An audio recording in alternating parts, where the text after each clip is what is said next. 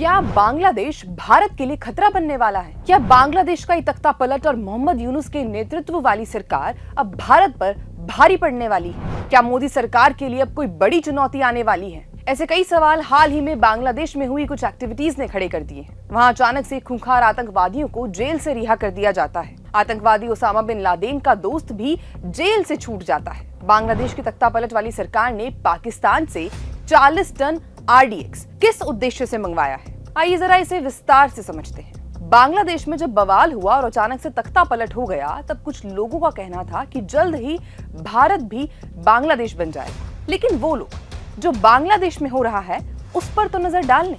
आज बांग्लादेश का आतंकी प्रेम फूट फूट कर बाहर आ रहा है।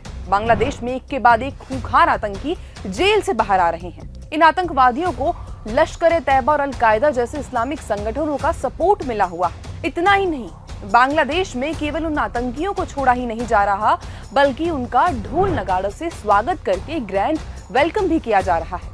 ये सभी वो आतंकवादी हैं जो आने वाले समय में भारत के लिए एक बड़ा खतरा साबित हो सकते हैं। बांग्लादेश की अंतरिम सरकार ने आतंकवादी मोहम्मद जसीमुद्दीन रहमानी को भी जमानत पर रिहा किया।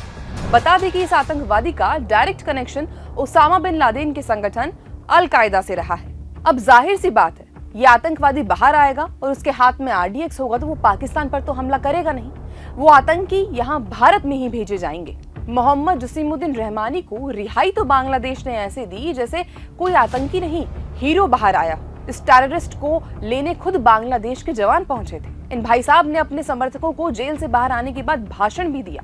ये आतंकवादी बांग्लादेश के आतंकी संगठन ABT यानी अंसारुल्लाह बांग्ला टीम का चीफ है। 2004 में इसने पाकिस्तान की मदद से बांग्लादेश में मदरसे खोले और बच्चों को अपने संगठन से जोड़ना शुरू किया। 2017 में अमेरिकी मैनहट्टन में हुए बड़े आतंकी हमलों में ये शामिल था और ये आतंकी हमला ISIS की मदद से करवाया गया था। भारत के लिए जो सबसे बड़ी खतरे की खबर है वो ये है कि इसकी रिहाई से ठीक पहले 500 कैदी जेल से भाग गए हैं। उन कैदियों के इसके साथ वाले आतंकियों के शामिल होने की भी आशंका है। ऐसे में अब बड़ा सवाल ये है कि क्या बांग्लादेश पाकिस्तान के साथ मिलकर भारत के खिलाफ कुछ बड़ा प्लान कर रहा है? बांग्लादेश ने पाकिस्तान से बड़ी मात्रा में हथियार मंगवाए हैं। इसमें बड़ी मात्रा में RDX शामिल है। यहाँ एक तरफ तो धमाके का सामान आ रहा है, वहीं दूसरी तरफ आतंकवादी छूट रहे हैं। हाल ही में बांग्लादेश में जमात-ए-इस्लामी पर से भी बैन हटा दिया गया है। जमात-ए-इस्लामी वो संगठन है जो बांग्लादेश में शरिया लॉ लाने का सपना देख रहा है। इसी वजह से बांग्लादेश की पूर्व प्रधानमंत्री शेख हसीना ने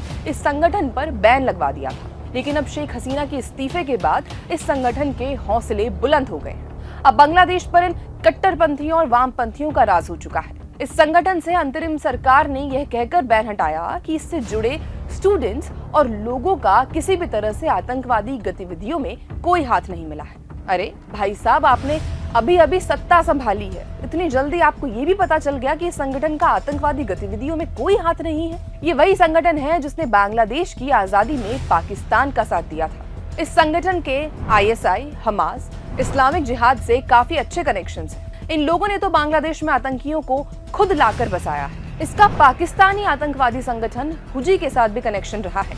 साल 2008 में जब बांग्लादेश में राष्ट्रपति शासन था, उस दौरान हुजी और इस संगठन के लोगों ने मिलकर भारत के 6 शहरों में बम ब्लास्ट करवाए थे। यह संगठन सिर्फ एकमात्र उद्देश्य रहा है बांग्लादेश को तालिबान जैसा बनाना, साथ ही भारत और हिंदू विरोधी सोच रखकर उनको नुकसान पहुंचाना। अब आप ही बताइए, बांग्लादेश में हुए दंगे फसादों को जो ये लोग पब्लिक का आक्रोश बता रहे थे, इसे आरक्षण की लड़ाई बता रहे थे, क्या ये है इन लोगों की आरक्षण की लड़ाई? आरक्षण में हिंदू कहां से बीच में आ गए? उन पर हमले क्यों शुरू किए गए? क्यों आतंकियों को जेल से एक के बाद एक छोड़ा जा रहा है? अगर ये वास्तव में आरक्षण की लड़ाई थी तो बांग्लादेश में RDX की सप्लाई क्यों शुरू हो गई? साफ दिखाई दे रहा है कि आरक्षण की आड़ में ये लोग अपनी कट्टरपंथी इच्छाओं को पूरा कर रहे हैं। बांग्लादेश तो बर्बादी की कगार पर है ही, लेकिन जिस तरह से ये सब बांग्लादेश में हो रहा है, क्या भारत के लिए और मोदी सरकार के लिए आने वाले समय में बड़ा खतरा साबित होने वाला है? इस पर आपका क्या कहना है? हमें कमेंट बॉक्स में जरूर बताएं। धन्यवाद। ऐसे और वीडियो देखने के लिए रिपोर्ट भारत को सब्सक्राइब करें।